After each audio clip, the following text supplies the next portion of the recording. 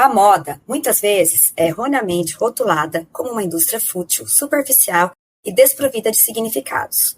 Contudo, por trás das passarelas e das tendências efêmeras, existe um universo rico em expressão, cultura e identidade. Neste episódio, exploraremos a intersecção entre moda e preconceitos, desafiando a noção arraigada de que este campo é meramente frívolo.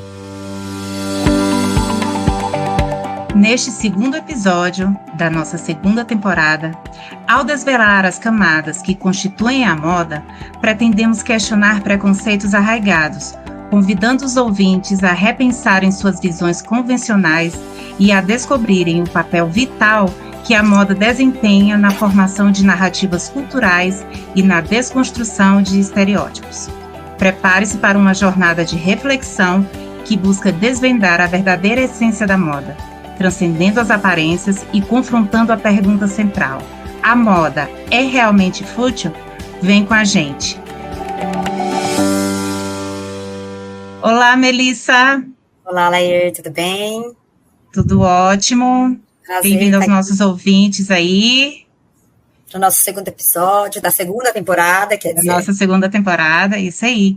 A gente está online hoje, a gente não está nos estúdios das rádios, mas a gente está aqui online porque a gente está com uma convidada especial que a gente não conseguiu trazer, mas que aceitou o convite. Eu não tinha nem roupa para recebê-la, não tinha, a gente precisou pedir ajuda aí para quem já é veterana de casa, a professora Olga, que é uma fashionista, para ajudar a gente a compor essa mesa.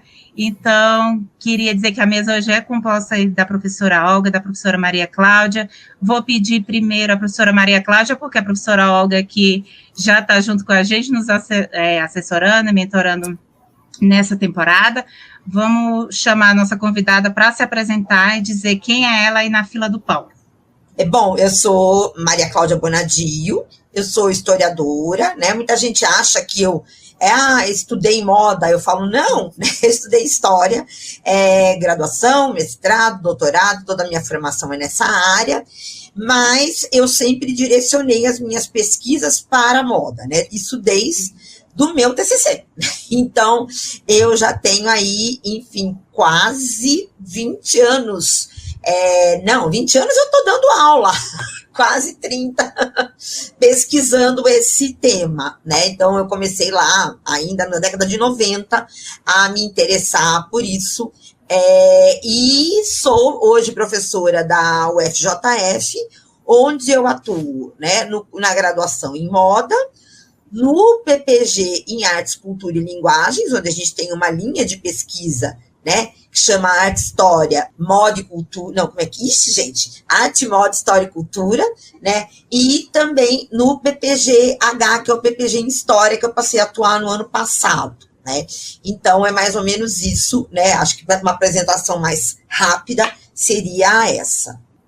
Nossa, que trajetória. Vai agregar bastante aqui na nossa discussão de hoje, com certeza. Professora Olga, dê olá para os nossos ouvintes. Olá a todos, estou participando aqui do segundo episódio, né? A gente já fez uma apresentação no primeiro episódio, espero que vocês já tenham ouvido também. Sou professora aqui do PPA, do Programa de Pós-Graduação em Administração da UEM, da Universidade Estadual de Maringá, e trabalho com comportamento de consumo. Eu sou como a Maria Cláudia, que a gente é mais ou menos a mesma idade contemporânea. Eu também já trabalho aí há 30 anos pesquisando consumo, não tenho a bagagem da Maria Cláudia de moda como objeto de estudo de 30 anos, né? Eu mais ou menos enveredei para esse objeto de estudo há uns 10, então a decana aqui é a Maria Cláudia.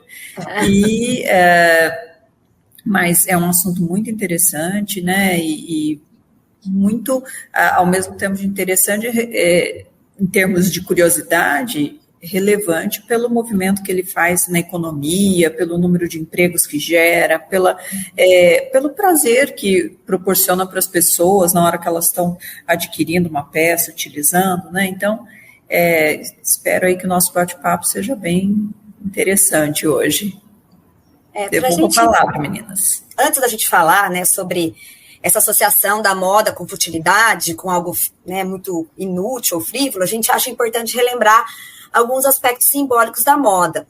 Então, a gente falou disso bastante no primeiro episódio, né? A professora Olga explicou para a gente, né, que a moda vai muito além de vestimenta, que a moda é uma forma de expressão, que escolhas de moda refletem manifestações individuais e coletivas, e que, então, caso você não ouviu esse episódio, a gente te convide a ouvir esse episódio, porque a gente falou bastante dessa questão simbólica.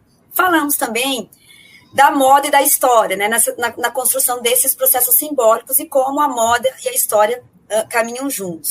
Mas, dito isso, a gente gostaria de começar fazendo essa pergunta para as nossas convidadas. Eu vou fazer primeiro para a professora Maria Cláudia e depois para a professora Olga, que a moda está relacionada à busca pelo novo e a história se baseia em dados passados.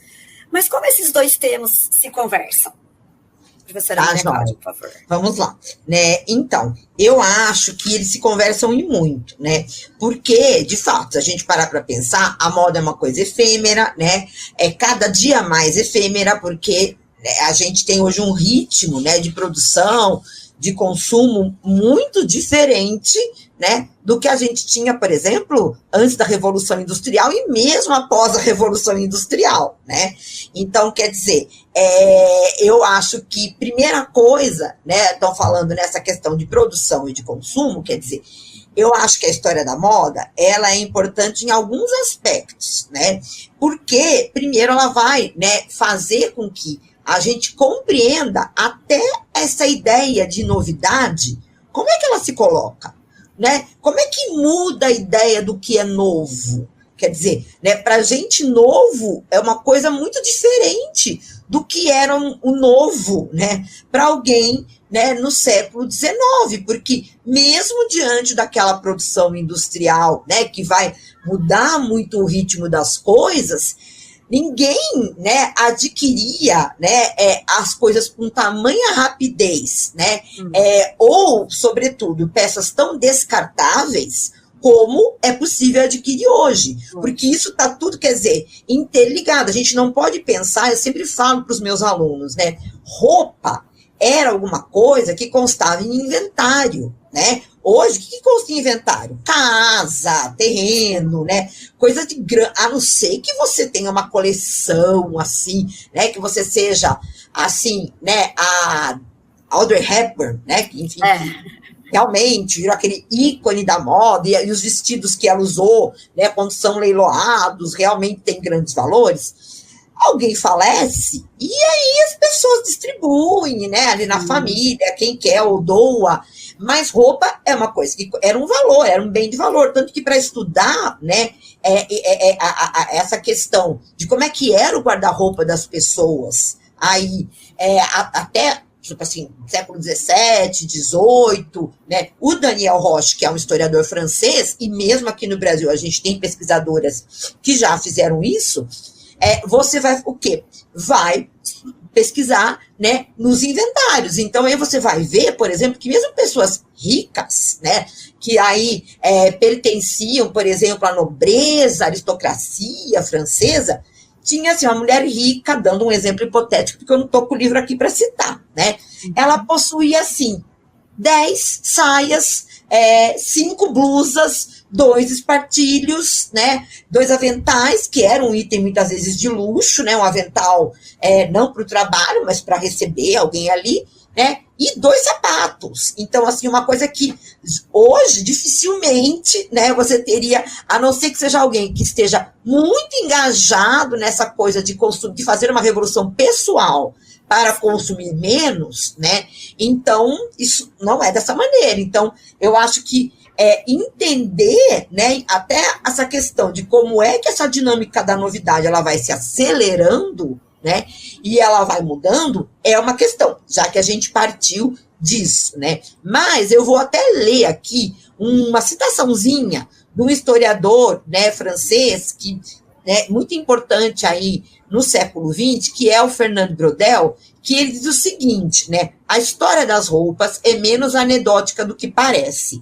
Levanta todos os problemas, uso das matérias-primas, dos processos de fabrico, dos custos de produção, da fixidez cultural, das modas, das hierarquias sociais. Variando o traje por toda parte, se obstina em denunciar as oposições sociais. Ou seja, ele está falando, né, ele está fazendo nesse trabalho, né, ele está falando da Europa, né, aí na Idade Moderna. Então, assim, num período muito distante do nosso, porque isso está no livro Civilização Material, Economia e Capitalismo, séculos XV a XVIII, as estruturas do cotidiano. Então, quer dizer, ele percebe, né, porque ele escreve isso antes, né, desse boom que a gente vai ter, tanto no Brasil como fora do Brasil, de estudos em moda, a importância desse objeto, quando os historiadores torciam o nariz para isso, porque o que você tinha até então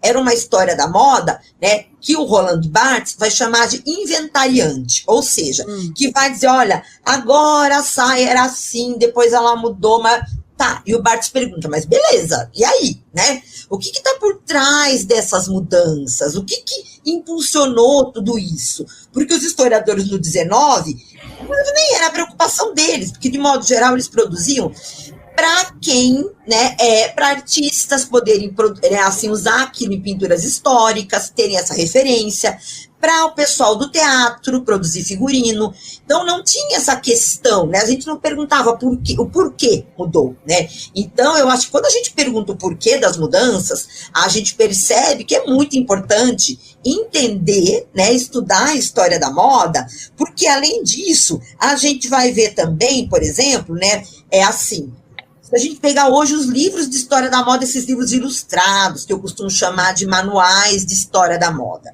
né? Eu pergunto, eu sempre, né, venho fazendo esse questionamento. Que história eles estão contando, né? De quem eles estão falando? Quem ficou de fora? Então, são coisas que eu acho que, né, a gente tem que perguntar, porque a maior parte desses livros, salvo alguns mais recentes, como Tudo sobre Moda, né, que, enfim, já é editado, né, foi pensado aqui no século XXI, quando a gente pega os grandes cânones, né, aí o James Laver, né, ou o François Boucher, a gente vai ver que é uma história muito das elites, né, assim... Europeia, binária, então assim... Binária, homem e mulher. Exatamente, então, e hoje eu acho que a gente tem um movimento grande de pensar, tá, né, então, mas... E o que as pessoas que não estão nesses livros usavam, né? As pessoas que não eram binárias, as pessoas mais pobres, as pessoas, né, que não moravam, né, nos países mais poderosos da Europa. Mas, por outro lado, né, a gente tem uma historiografia que já vem questionando um pouco isso.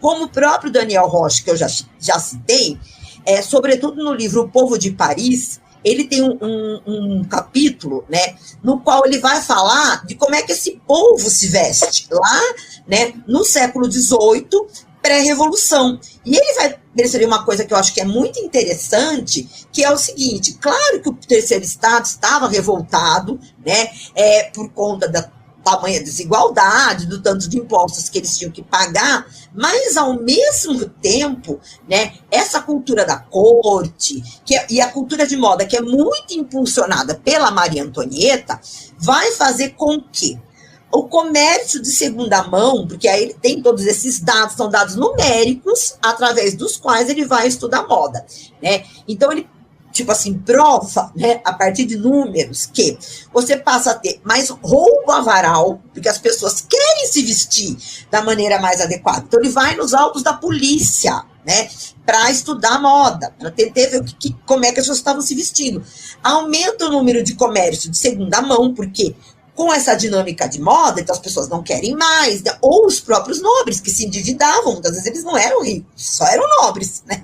Então você começa a ter essa circulação, e como isso aumenta, como você vai ter o interesse maior do terceiro estado, inclusive nas gravuras de moda, ou nas gravuras que representam as classes trabalhadoras, porque era muito comum você representar, assim, as leiteiras, né? Então, assim, o carregador de lenha, o jardineiro, e como a roupa deles, na primeira metade do 18, nas representações da primeira metade do 18, são mais longínquas, né, no que se refere à moda, e na segunda metade, você vê que essa aproximação vai chegando, quer dizer, claro que não é, né, o mesmo tecido fino, idêntica, mas uma fita, um laço, um chapéu, né, então, assim, um detalhe, né, de moda está sempre aparecendo ali. Então, quer dizer, você vai vendo, inclusive, como dentro de uma dinâmica, né, de um evento tão importante para a história,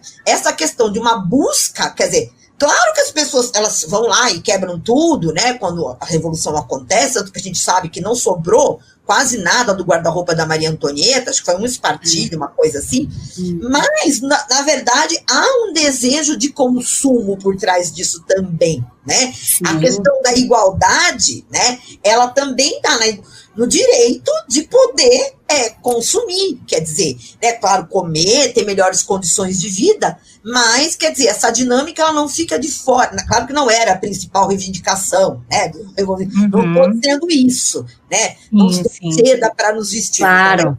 Mas também, né, mas também. Mas, exatamente, vai impactar, né, então eu acho que a história da moda, né, ela permite a gente compreender essas dinâmicas que estão ligadas ao consumo, que estão ligadas, por exemplo, né, às relações de gênero, porque quando a gente vai estudar a moda lá, né, volta lá para o século XVI, a gente já vai ver que a mulher está toda coberta e ela vai ficar coberta, desde a cabeça, né, praticamente até a década de 20 do século XX, que foi o que eu estudei, né, no meu mestrado, que depois virou, né, o livro Moda e Sociabilidade. Quer dizer, por que causa tanto impacto a roupa da melindrosa?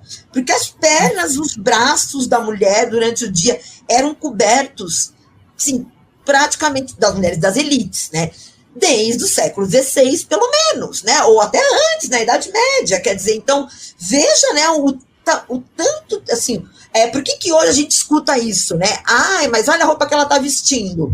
Porque, né, quer dizer, é uma coisa inculcada, não é do seu pai, da sua mãe, de séculos, né? De que a mulher, né, aí precisa se vestir, se cobrir, etc. Então, claro que eu estou dando uma explicação simplista, entre aspas, para dar tempo da gente falar aqui, né? Mas eu acho que é isso, assim, permite a gente compreender muita coisa, né, a partir da história da moda, né? E como eu falei, que poderíamos ficar hora falando, mas acho que aqui já estão, né, alguns bons exemplos. Eu me senti agora naqueles simuladores da Disney, que a gente viaja para algum lugar. Eu viajei no tempo, com as palavras da professora Maria Cláudia, eu fui levada a outro tempo para fazer pensar o hoje também. Professora Olga, gostaria de complementar? Olha, responsabilidade, né?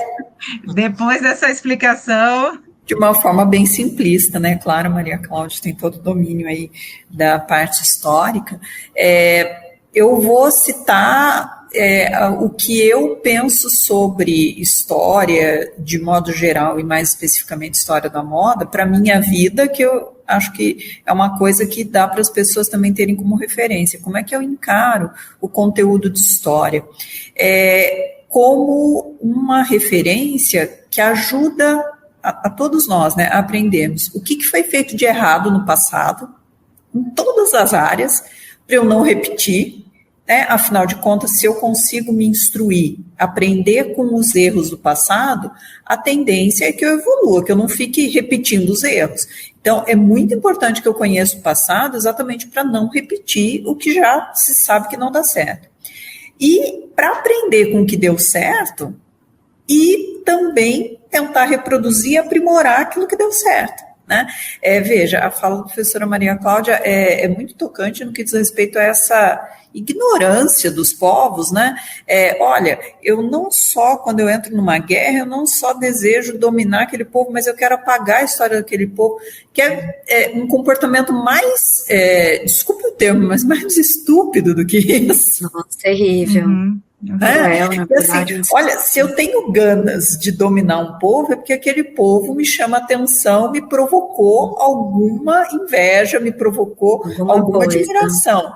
Eu não tenho que ir lá e destruir, pelo contrário, eu tenho que ir lá, né? Claro que guerra nunca é bom, mas pelo menos me apropriar do que tem de bom dali e fazer tudo que eu puder para preservar aquilo, né? Então, acho que a moda, principalmente explicando do dia a dia das pessoas, né, as próprias ocupações, aí como a professora Maria Cláudia comentou, né, as distintas ocupações que faziam com que as pessoas se vestissem de formas diferentes e que acontece até hoje, né, elas servem como referência para a gente lidar com a nossa vida, né?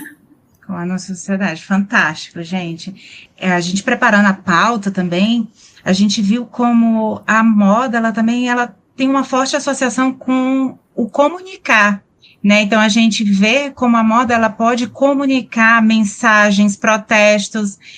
No Met Gala, eu acho que no ano retrasado, a Alexandra Ocasio-Cortez foi vestida com um vestido pedindo para taxar os ricos, né? Tax the rich. Então, isso é uma mensagem, né? Comunicação é contemporâneo e traz uma mensagem também. A gente viu ainda um texto de afromoda, publicado na revista Dobras, a professora Maria Cláudia é coautora do texto, e ele vai falar um pouco sobre o uso das roupas e das aparências em corpos políticos, né, e aí eu queria aproveitar que a gente tem a honra de estar agora com a autora do texto aqui na nossa mesa. Uma das autoras, né?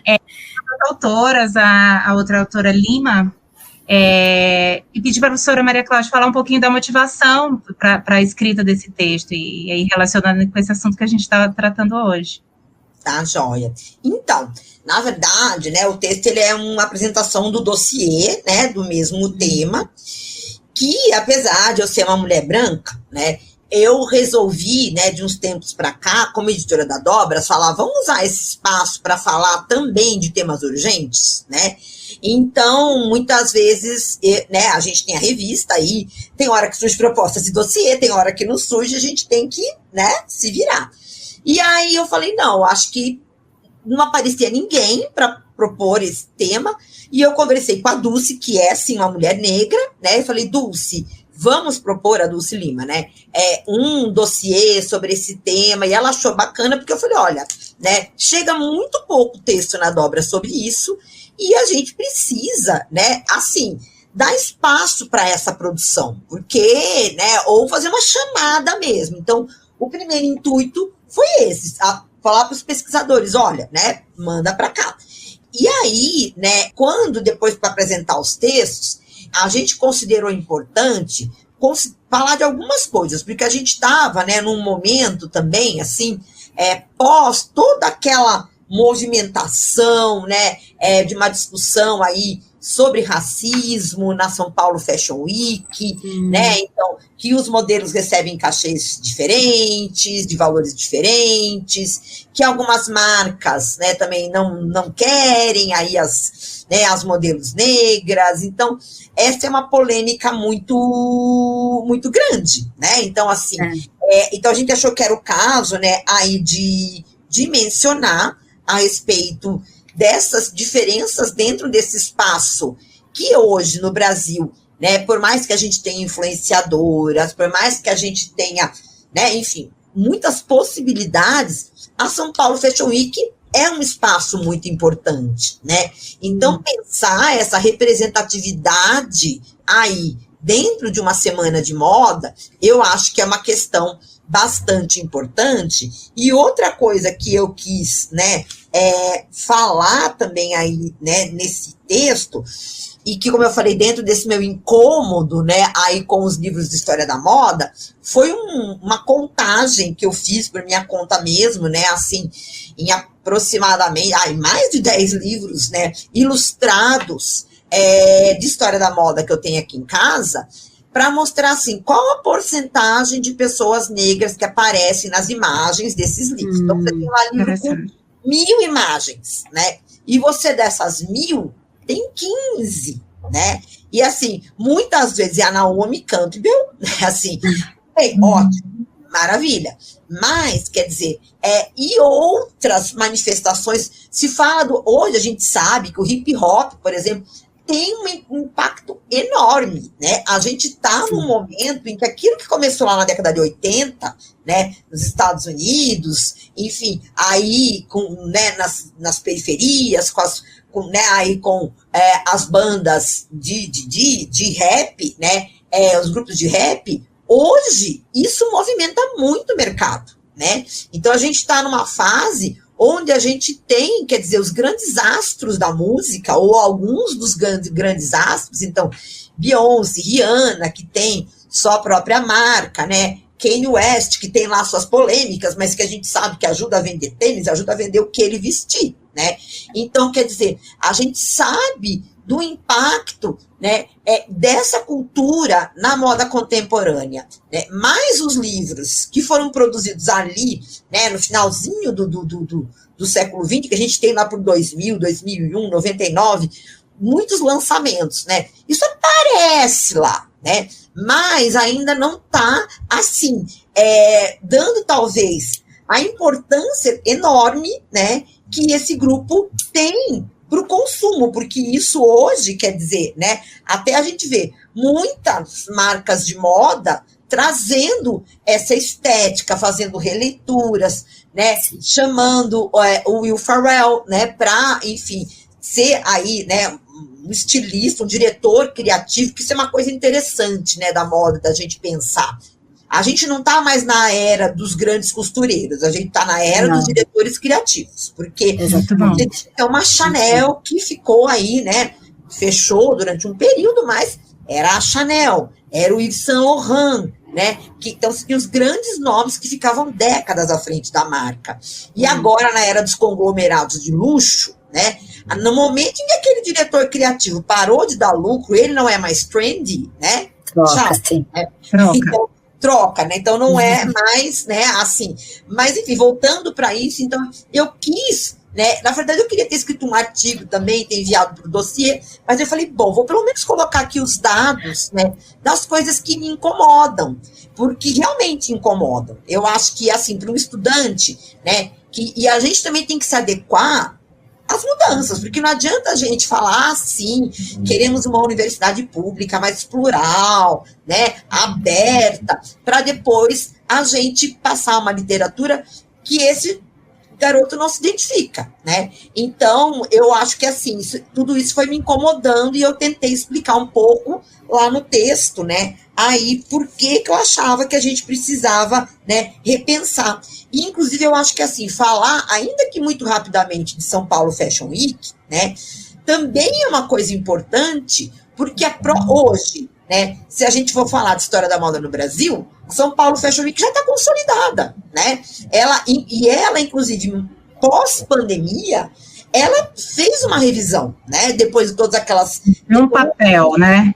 Cumpriu o papel, tipo, né, estão pisando na bola, teve denúncia. Então, mudou, né, muito aí o perfil das marcas que estão desfilando na São Paulo Fashion Week, o que eu acho que é uma coisa também importante, né? Eu não sei que impacto isso tem no mercado, né? Aí acho que a gente vai ter que esperar um pouco para perceber isso, mas, né, eu acho que é importante a gente ver que sim, né? A reflexão, pelo menos, né? Foi válida, né? Então, o Paulo Borges, né, que é o chefão de tudo, ele parou, pensou, né, e reestruturou. Então, eu acho que é isso. Para mim, a São Paulo Fashion Week já é alguma coisa que está na história da moda no Brasil.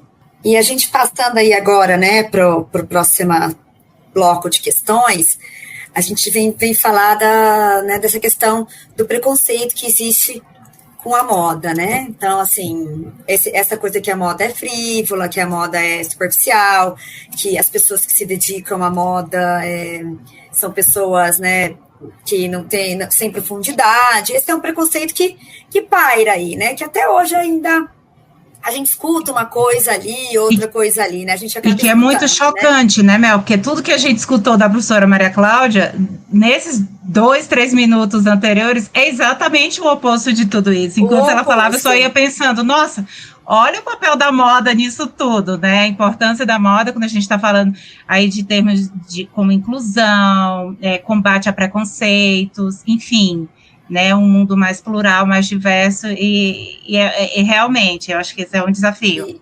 E aí a nossa pergunta para vocês, professores, agora eu começo com a professora Olga. Da onde que vem esse preconceito? Da onde? Por que até hoje a gente ainda, né, tem esse preconceito pairando no ar nas questões da moda? Primeiro a professora Olga, depois ela passa a palavra à professora Maria Cláudia. Olha, eu não sei bater o martelo para vocês, olha, foi no século X ou foi no ano Y, tá? Que isso... Não, imaginei, a gente tá até uma ideia, assim, sabe, a ideia, assim... Mas, historicamente, a gente pode ver até, vou usar falar, né, historicamente aqui com a Maria Cláudia, mas a gente escuta muito e vivencia uma pré-concepção da sociedade de que tudo que está relacionado à estética, à arte, são questões menores, que não devem ser tão valorizadas quanto questões que estão relacionadas, por exemplo, com engenharia, né, com economia, com construções aí, né, é muito mais importante o engenheiro, historicamente, né, do que se nós formos pegar aí um criador de moda. Né, o intelectual versus a beleza? Alguma coisa assim? Apesar, e é uma incoerência também isso aqui em termos de sociedade, porque vejam, o quanto que nós temos de dependência dessas questões ligadas à arte, à estética, né? Vejam, as coisas que são belas, elas ajudam, inclusive, vamos pegar, né, artesanato, essas produções. Há muito tempo em hospitais aí para ajudar as pessoas, são coisas tão preciosas para o ser humano, isso, né, o craftwork, essas questões artesanais e tal, e que também desembocam lá na produção de moda, uma moda e arte, se a gente for pensar também numa arte mais erudita, em termos de pintura, escultura, que as pessoas, quando elas estão muito comprometidas emocionalmente, muitas vezes elas vão fazer um tratamento e o tratamento pressupõe o desenvolvimento dessas atividades, quer dizer, que é algo mais concreto para demonstrar a importância das questões relacionadas à estética, beleza, à moda, à arte, como questões importantes para o ser humano. Não tem, né? Então, acho que existe uma preconcepção, assim como durante muito tempo, agora, ainda bem que isso tem mudado, mas de que, como a mulher ela era responsável por administrar a casa, por administrar tudo que dizia respeito a vestir o lar e a família, né, quando eu digo vestir o lar, decorar, cuidar, né, da roupa de cama, da toalha, da mesa, da cortina da casa. E, historicamente, as atividades femininas sempre foram mais desvalorizadas do que as atividades masculinas. Existe uma lógica aí de predominância de gênero, que tudo que o homem fazia, então, o homem é o provedor, então ele é mais importante. Quando ele sustenta a casa, é mais importante do que a mulher que está lá preparando o alimento. Acho que isso acabou sendo associado, tudo que está ligado com essa questão mais estética acabou sendo associado com o papel feminino e, por conta dessa associação com o papel feminino, acabou assumindo uma carga de desvalorização. E as pessoas nem refletem de uma forma crítica a respeito disso e ficam só reproduzindo. Que é como eu estou comentando, veja, tem até um trecho que eu adoro, eu coloquei na minha tese do Oscar Wilde, que na época do doutorado eu estudei coleção de marca, e que ele fala, né, que não tem nada mais essencial do que o supérfluo. Né? Com certeza. O que é o essencial? O essencial é o ar para a gente respirar e sobreviver, ou o essencial é para eu ter um equilíbrio emocional? É difícil. Eu acho muito importante essa reflexão hoje. Né? Essencial para quem, em que momento, no que, né? Passar aí a palavra para a professora Maria Cláudia. Quando trata-se quando começou isso, Maria Cláudia vai saber dizer melhor que eu. Vamos lá, professora Maria Cláudia, ajude a gente a desenrolar esse novelo. Então, eu concordo com a Olga, né, que essa associação com o feminino, né, ela é alguma coisa muito que pesa muito nisso, especialmente porque, né, não só com o feminino, mas com as classes ociosas, né, porque se a gente pega, né, aí o Veblen, que é um autor que eu acredito que nessa área de consumo vocês estudem, né, ele vai falar muito, né, dessa ideia desses ricos, né, e que vão gastar, né, assim, porque eles... Decididamente, porque eles querem. Entendeu? Não tem, então ele não tem assim, acaba com essa ideia de que eu preciso. Não, é uma ideia de realmente eu quero, eu gasto, eu compro. Então eu acho que tenho assim também essa associação com a classe ociosa. E no século XIX, né, a gente pode pensar assim, quem é que está comprando, né? Exatamente, quer dizer, são as mulheres. E antes disso, quem é que consumia mais? De modo geral, né? Você tem uma burguesia endinheirada, mas de modo as pessoas da corte que não trabalhavam, né? E que, porque essa nobreza toda que o terceiro estado sustentava, ela não trabalhava. Mas, ao mesmo tempo, ela tinha que ter um dress code para frequentar a corte. Então, ela era sustentada pelo Estado. Né? Então, quer dizer... Aí a bailes, né, para se apresentar. Exatamente, tinha que seguir as normas, a etiqueta da corte. Eu falei dress code, né, que é uma palavra de hoje, mas você tinha que seguir as normas, né, para poder estar presente. Isso começa muito com o Luís XIV, né, porque ele vai impondo coisas do tipo, para estar na minha presença tem que estar, né, usando isso, aquilo outro, a dança agora é assim, o talher você pega, ele não usava talher, mas os outros tinham que pegar, né, no talher da maneira correta.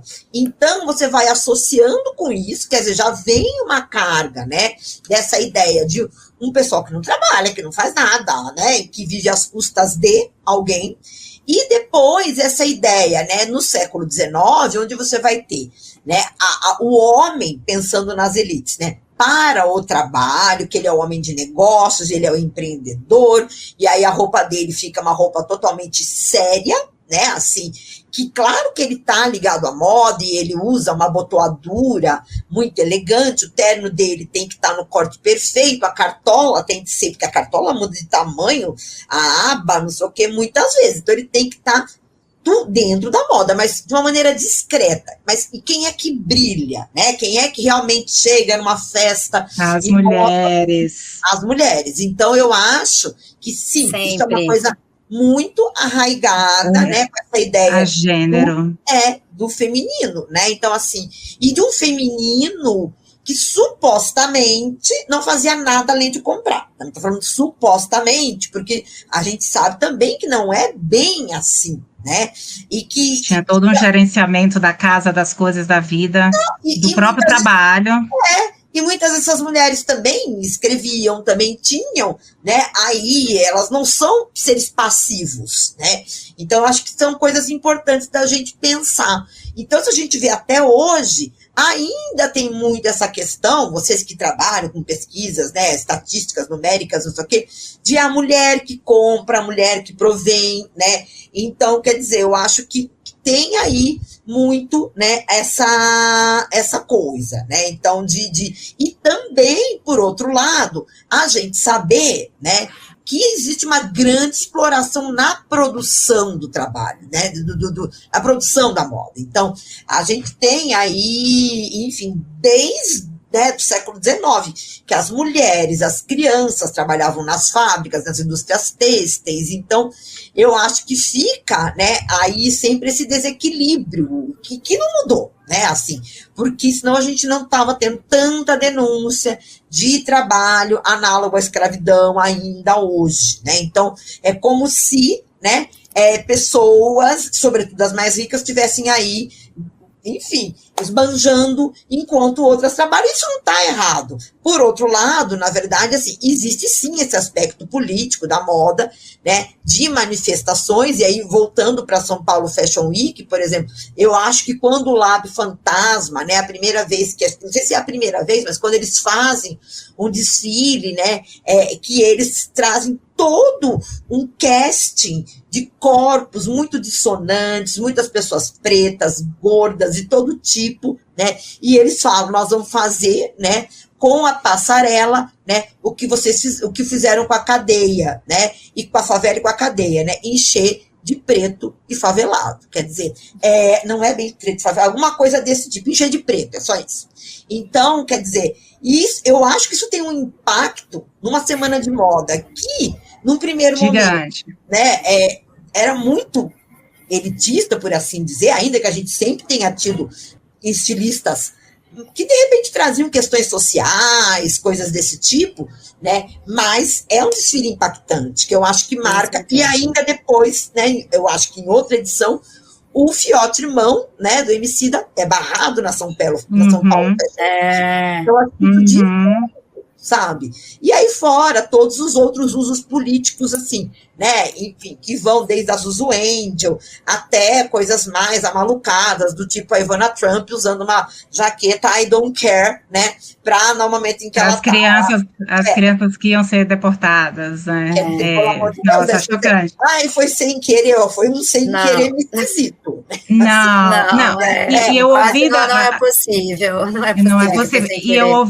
E eu ouvindo a professora Maria Cláudia falar, e a gente já indo aqui para a reta final da temporada, eu não posso deixar de manifestar algo que tem muito a ver com a minha própria identidade, que são as minhas origens. Eu sou nordestina, sou cearense, né, e o artesanato, e sou cearense criada no Maranhão, e o artesanato para a cultura de onde eu venho, né, para algumas comunidades, é especialmente relevante, né, e para outras, me parece que não tem tanta essa associação, né, a gente está falando de cultura.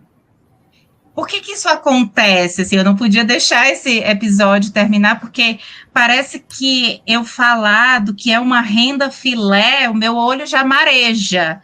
Eu já fico extremamente emocionada, né? Eu trabalhei no Sebrae, a gente trabalhava muito ali com o pessoal do Capim Dourado, no Jalapão, também. Então, assim, só de imaginar aquelas cenas, né, meu olho eu fico emocionada. Então, por que para algumas culturas isso parece ser tão especialmente relevante, e para outras não? Eu acho que isso ajuda a gente a entender um pouco também dessa questão da futilidade, né, que a gente discutiu e que historicamente eu acho que ficou claro para os nossos ouvintes e hoje, né, para as comunidades que a gente tem hoje. Como é que isso se apresenta aí no entendimento de vocês?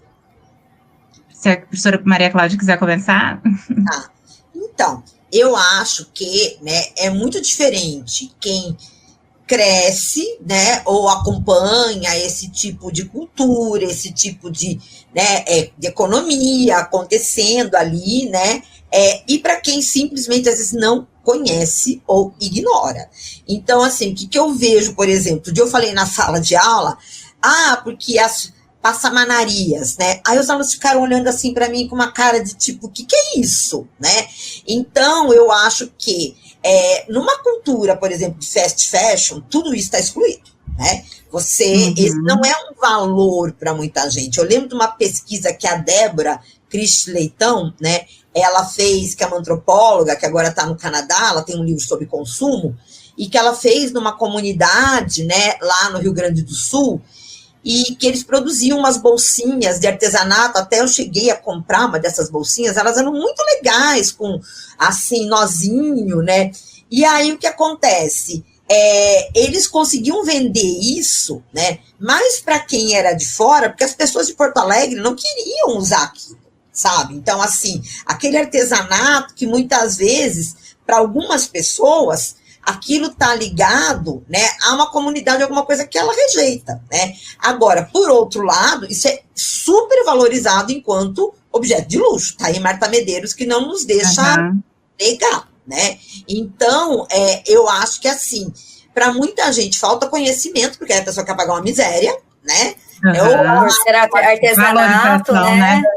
Ou ela acha que o artesanal, ele não está na moda, porque ele não é o que está, né, assim, na novela, ele não é o que está nas influenciadoras. Então, eu acho que aí são quase um choque de cultura mesmo, sabe? De uma cultura do ultra, né, do fast fashion, ultra fast fashion, né, e de um artesanal que exige tempo, né, e que talvez as pessoas não queiram até esperar, né, aí esse tempo e pagar o preço, né, que aí a gente entra nessa questão do slow fashion, né, do slow fashion, quer dizer, enfim, eu não sou especialista na área, mas o que eu percebo realmente muitas vezes é assim, um desconhecimento mesmo daquilo que acontece, né?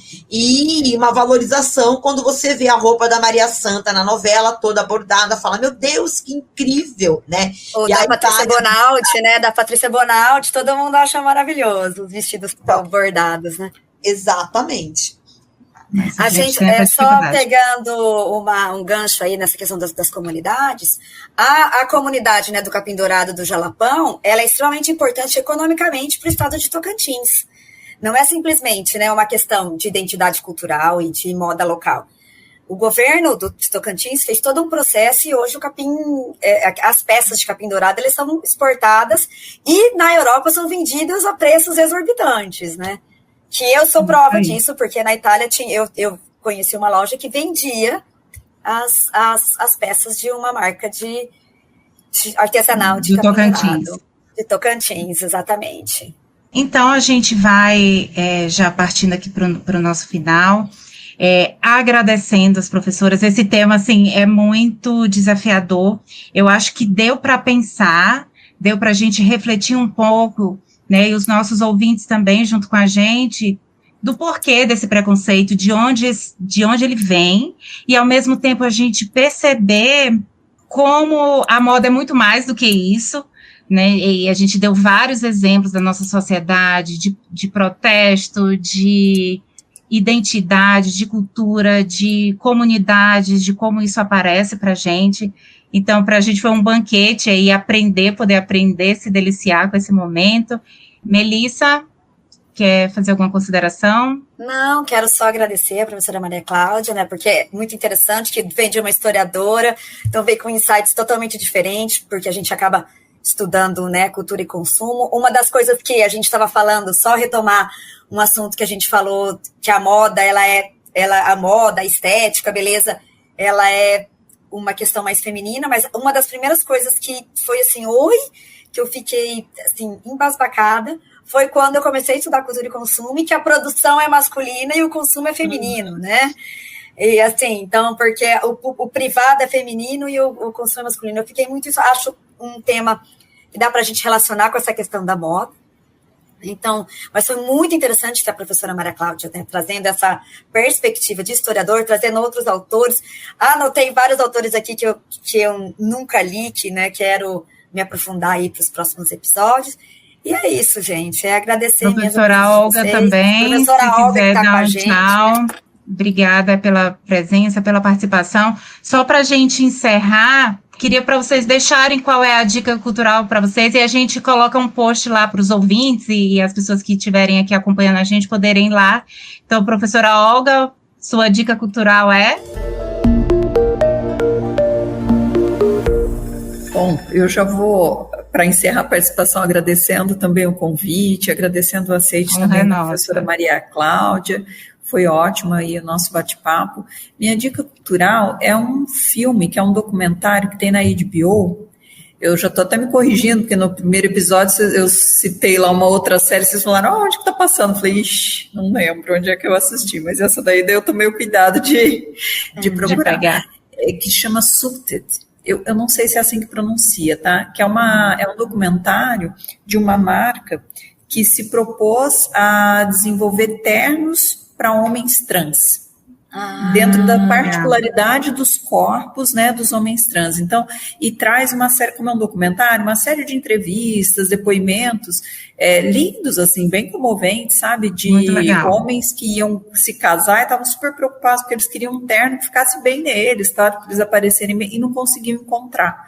Então, como a gente está falando, né, desse tema aí de inclusão, desse preconceito com moda, acho que é um filme bem interessante. Legal. Professora Maria Cláudia, Sou obrigada. Bom, muito obrigada, meninas. Adorei conversar com vocês, tá? Muito também. Obrigada pelo convite, Melissa, Laíra e Olga. E, né, para finalizar, eu vou dar uma dica tripla, porque, na verdade, a gente está nesse momento, né, com a série sobre o Balenciaga no Star Plus, né? Legal. E o look, que eu digo que não é sobre o Dior, é mais sobre a Chanel do que o Dior, pelo menos até o 4º episódio, né? Mas as duas séries abordam uma coisa em comum, que é a questão da alta costura no período da guerra, né? E a gente tem em português o livro Moda e Guerra, da Dominique Veillon, né? Que eu acho que vale muito a pena. Ele está esgotado, infelizmente, mas de repente dá para encontrar em alguma biblioteca de universidade, ou, né, aí, né, em algum sebo, alguma coisa desse tipo, para, né, entender o impacto, falando de uma coisa importante, de economia, de política, né, de que, assim, como isso impactou em Paris, como isso impactou realmente no costureiro, para além de tramas melosas, né? Legal. E na economia francesa, né? Então, eu acho que fica aí essa dica, né? Quem viu, gostou, não gostou, eu gosto mais do Balenciaga, né? Mas, enfim, fica essa sugestão. Obrigada, professora Maria Cláudia. Melissa, temos um programa? Temos um programa hoje. Temos um programa. Obrigada. E a gente se vê. Um abração a todo mundo. A gente se vê logo, né? A gente quer convidar todo mundo para curtir nossas redes sociais, para compartilhar os nossos episódios e que vocês continuem aí, nossos ouvintes, seguindo a gente e debatendo com a gente aí. Continuando a entender e aprender sobre cultura, consumo e moda nessa temporada. Exatamente. Obrigada. Até mais, pessoal. Tchau, tchau. Obrigada, meninas. Até. Tchau, tchau.